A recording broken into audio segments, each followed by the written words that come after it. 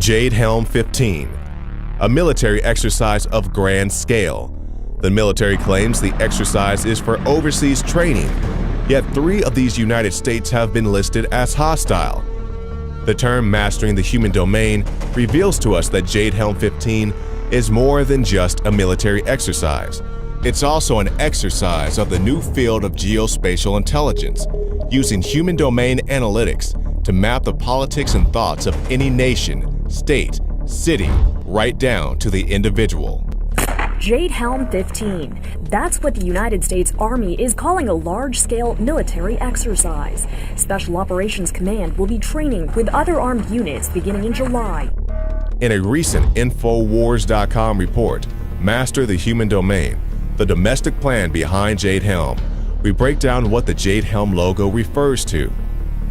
In brief, a new discipline in intelligence has been at center stage for the past decade: activity-based intelligence, or ABI. According to TrajectoryMagazine.com, the human domain, or human dimension, which is a vital and integral part of ABI, is defined as the presence, activities including transactions, both physical and virtual, culture, social structure, organization, networks and relationships, motivations, intent, vulnerabilities, and capabilities of humans, single or groups, across all domains of the operational environment: space, air, maritime, ground, and cyber. This article goes on to say that the focus on mastering the human domain was born out of a merging of 3 already existing disciplines of intelligence. That may be the case for this branding of this idea, but the exercise of mapping the human domain right down to the individual is a long-standing institutionalized strategy that has been going on for well over 100 years.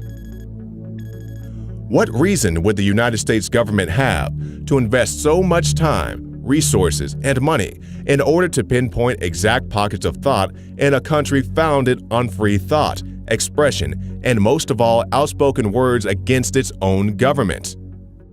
During his famous farewell address, Eisenhower warned the American people of an imminent and internal threat: a scientific elite. We must also be alert to the equal and opposite danger that public policy could itself become the captive of a scientific, technological elite. The title, scientific elite, to most Americans might seem like nothing more than ordinary intangible rhetoric, typically thrown around by politicians during their speeches. This time, however, Eisenhower was not speaking in abstractions. There actually is a scientific elite. Jade Helm 15 is anything but the American way. It's a domestic scientific control grid whose purpose is domination and control. A technological infrastructure for authoritarian political control is not the end goal, but a means to that end of eugenics.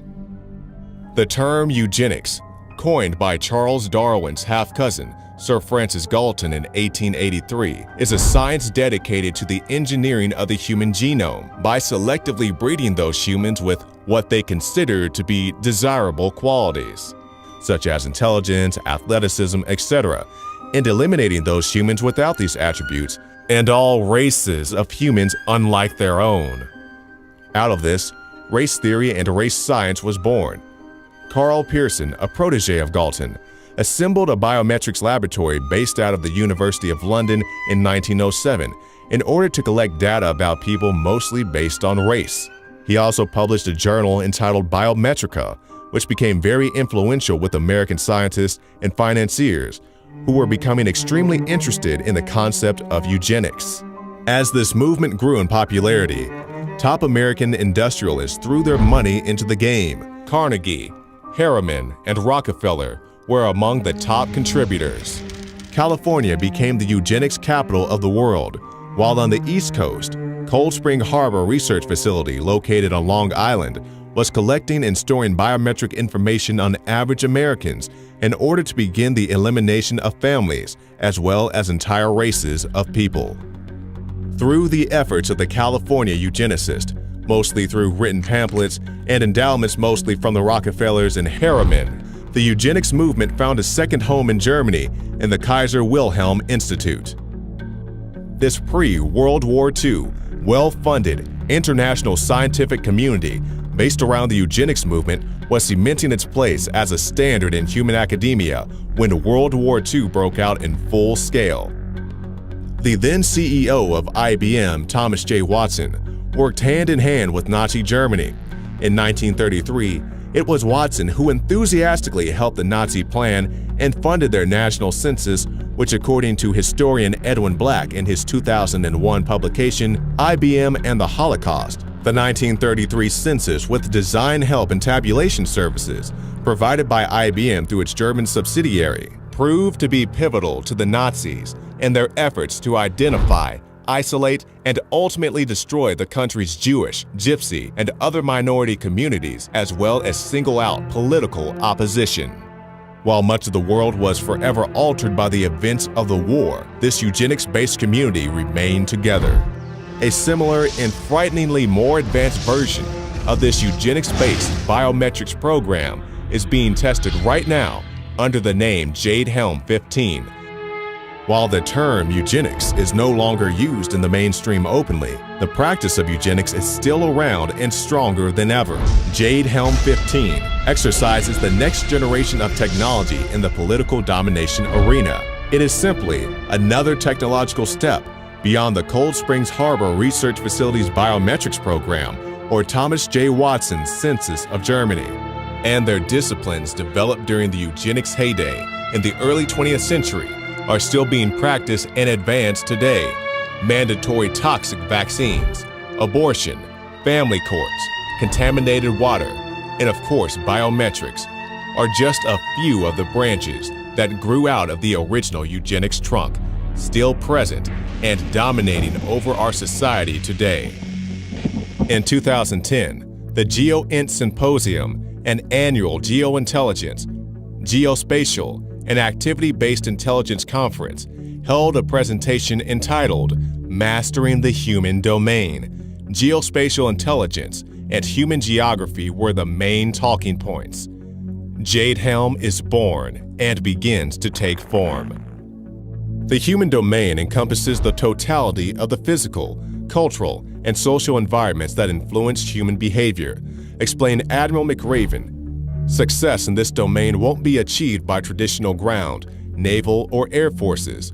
Instead, success in the human domain will depend upon understanding the human terrain and establishing trust with those individuals who occupy that space. The goal is to see if groups of these special forces can move around the civilian population without being noticed, blend in so they can place themselves in strategic positions. McRaven continued by saying, building understanding of the human domain requires boots on the ground, feeding information into the network. A living active map where human beings are movable real-time landmarks and everyone's personal thoughts, feelings, medical information, belief systems, history, basically every shred of information about the individuals in any region on that map will make up the terrain. When mastering the human domain, the special operators are the masters. They are the key that turns this whole machine on. And regardless of whether the military calls this project Activity-Based Intelligence, ABI, geospatial intelligence coupled with human domain analytics, what we are looking at is a nexus between private tech firms, homeland security and law enforcement, domestic surveillance, and the domestic use of special forces. How is any of this legal? How is any of this not a violation of the Fourth Amendment? A tech startup, Recorded Future, that uses a system of filtering through and classifying open source data, demonstrated their predictive analytics capability during the 2012 GeoInt conference. Trajectory magazine reports, the concept is to find people who are talking about the future. Vice President for Recorded Future, Matt Kodima, says, we can basically roll back the clock. We know that this particular did happen in this time at this place. Now let's go back a week before that and look at the publications. Who was predicting that accurately? Who wasn't? Add this layer of predictive analytics on top of the other human domain analytic, and you begin to get an idea of the scope and range of the overarching, inescapable control grid these scientific controllers are constructing. At the same GeoInt conference in 2012, Jeff Jonas, the chief scientist for IBM Entity Analytics and an IBM fellow, talked about the potential for open source data utilization. He said, in typical IBM tradition, space, time, travel data is the ultimate biometric. It seems that IBM, in the scientific elite's perspective, shifted from the master race to mastering the human domain. So we probably won't see doors kicked in and military trucks shipping political opponents to their demise during this summer's Jade Helm 15 military procedure. However, as Brzezinski states in Between Two Ages, the technotronic era involves the gradual appearance of a more controlled society. Just like Watson's census was not the end sought by the Nazis, neither is Jade Helm 15 an end, but a means to a historically predictable end. We must also be alert to the equal and opposite danger that public policy could itself become the captive of a scientific, technological elite. In the councils of government, we must guard against the acquisition of unwarranted influence, whether sought or unsought, by the military-industrial complex. This has been an Infowars.com report.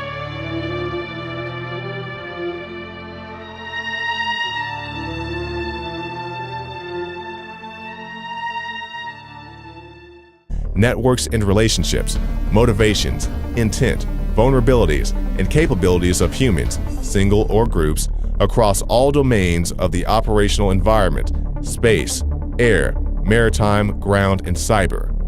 This article goes on to say that the focus on mastering the human domain was born out of a merging of three already decade activity-based intelligence, or ABI.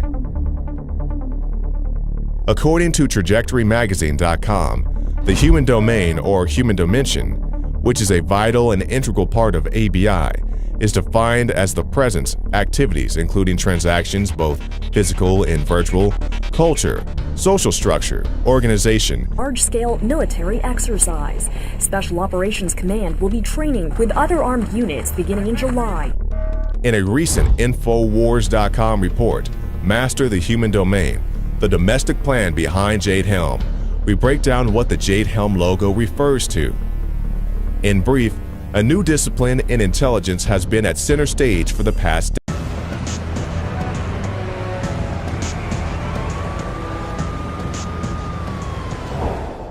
Jade Helm 15, a military exercise of grand scale.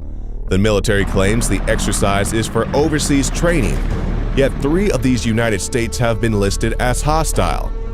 The term mastering the human domain reveals to us that Jade Helm 15 is more than just a military exercise. It's also an exercise of the new field of geospatial intelligence, using human domain analytics to map the politics and thoughts of any nation, state, city, right down to the individual. Jade Helm 15. That's what the United States Army is calling a large